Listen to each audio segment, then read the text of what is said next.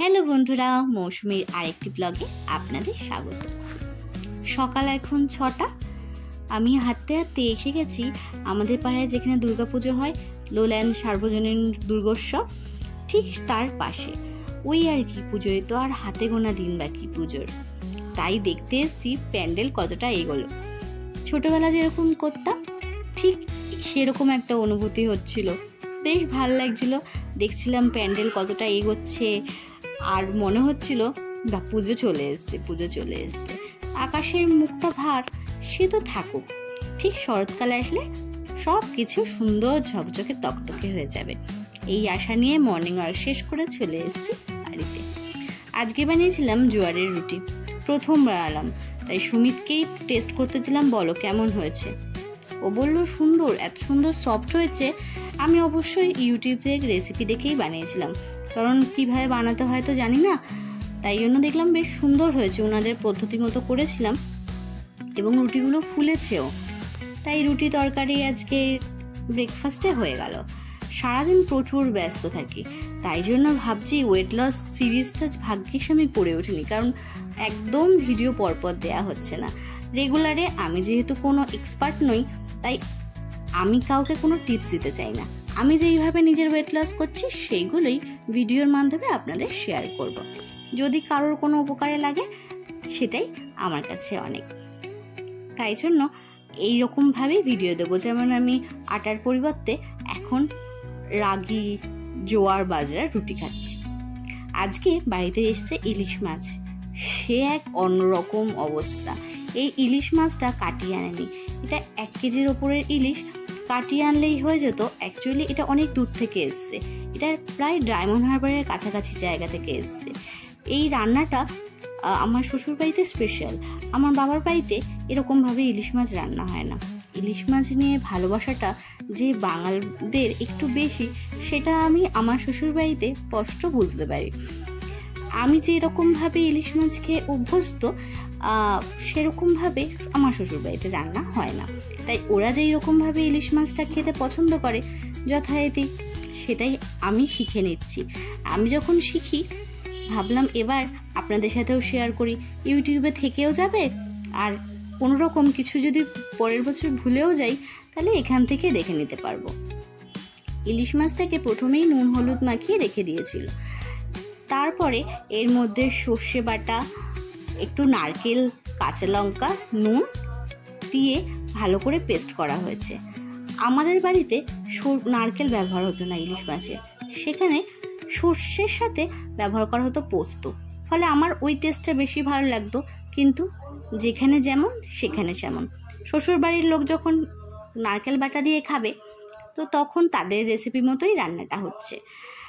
ভালো করে নারকেল, সর্ষে, কাঁচা লঙ্কা পেস্ট করা হয়ে গেছে। তারপর এই বাটিটার মধ্যেই রান্নাটা হবে। এখানে সাজিয়ে নেওয়া হয়েছে মাছগুলো, আমাদের যতজন আছে আমরা সেইভাবে। তারপর এর মধ্যে একটু ভালো করে একটু মিশিয়ে নেবো। হলুদ আগেও দেওয়া হয়েছিল, বলেছিলাম না, নুনটা মাছটাকে নুন হলুদ মাখিয়েই রাখা হয়েছিল, কিন্তু হলুদের পরিমাণটা একটু কম হয়ে গেছিলো বলে ওপর থেকে আরেকটু হলুদ দিয়ে ভালো করে যে পেস্টটা হয়েছিল সেই পেস্টের উপরে মাখিয়ে দিয়ে রাখা হলো। এটা ভাপেই হবে, ইলিশ ভাপের টেস্টটা ভালো হয়। এইটা আমার শ্বশুরবাড়িতে যেরকম খাই আমি সেইভাবেই শেয়ার করছি। সেরকম হয়ে যাওয়ার পরে এটাকে ভালো করে ওপর থেকে মাছগুলোকে ঢাকা দিয়ে দিতে হবে, পুরো মশলাটা দিয়েই ঢাকা দিয়ে দিতে হবে। এরপরে পাশে একটা কড়াইয়ের মধ্যে সর্ষে তেল বেশ খানিকটা নিয়ে তার মধ্যে কালো জিরে আর কাঁচা লঙ্কা ফোড়ন দিতে হবে। কালো জিরে মানে সর্ষে তেলটা বেশি থাকবে, আর কালো জিরেটা পরিমাণ মতো, কাঁচা লঙ্কা যে যেরকম ঝাল খেতে পারে, কারণ কাঁচা লঙ্কা এমনিতে সাজিয়ে দেয়া হবে, কিন্তু ফোড়নের কাঁচা লঙ্কাটা ভেঙে দেওয়া হবে। এখানে কাঁচা লঙ্কা দিয়ে দিয়েছি। আমার শ্বশুরবাড়িতে খুব একটা লোকে ঝাল খায় না।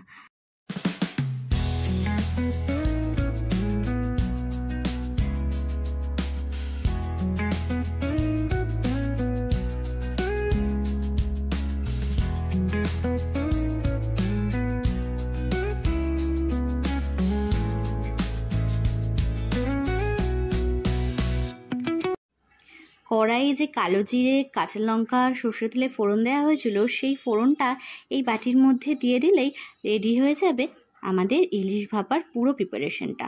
এবার অল্প আঁচে ঢাকা দিয়ে 20 মিনিট রাখলেই রেডি ইলিশ ভাপা। ইলিশ মাছ এমনিতেই নরম মাছ, তাই খুব তাড়াতাড়ি রান্নাটা হয়ে যায়। যে কোনো প্রিপারেশন ইলিশ মাছের চটজলদি রান্না হয়ে যায়। এটা খুব ভালো ইজি রান্না, প্রসেসটাও খুব ইজি। আমার রান্না কমপ্লিট হয়ে গেছে। দুপুরবেলা সবাই মিলে একসাথে ইলিশ মাছ দিয়ে ভাত খেয়ে বেরোবো তারপরে একটু।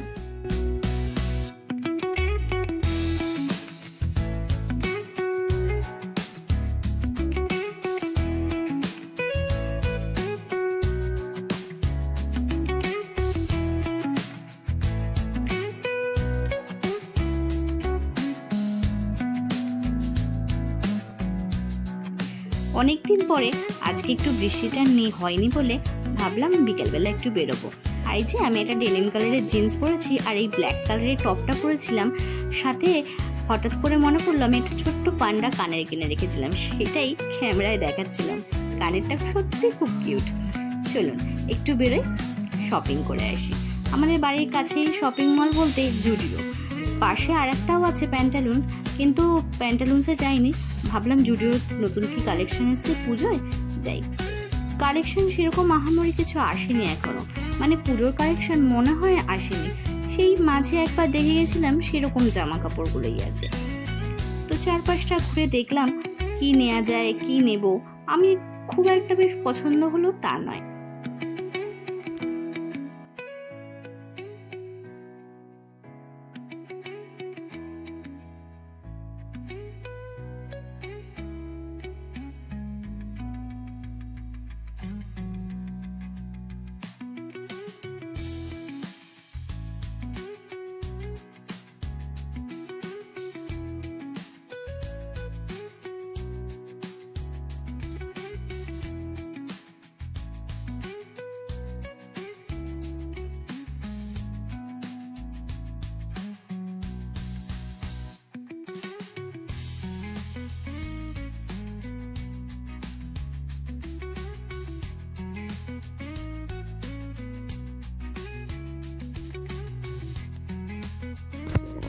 মনে হলো জুডিওতে এখনো অব্দি পুজো কালেকশন আসেনি, তাই ভাবলাম 15 আগস্টের পরে আবার একবার এসে দেখুন নতুন কিছু কালেকশন এসছে কিনা।